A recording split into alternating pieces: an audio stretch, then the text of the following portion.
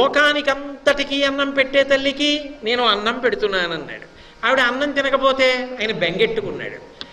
ఆ పిల్ల తపస్సు చేసింది, అపర్ణ, ఆకులు కూడా తినడం మానేసింది.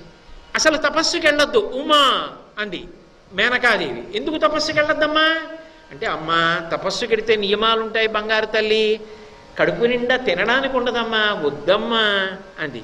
ఆవిడ తింటుందా, ఇతరులకు పెడుతుందా అన్నపూర్ణగా? ఆవిడ తినదు, అందరికీ పెడుతుంది. అందరికీ పెట్టే తల్లి ఆ ఇంట ఆడపిల్లగా వచ్చింది. ఆ ఇంట ఆడపిల్లగా వస్తే తెలియదా?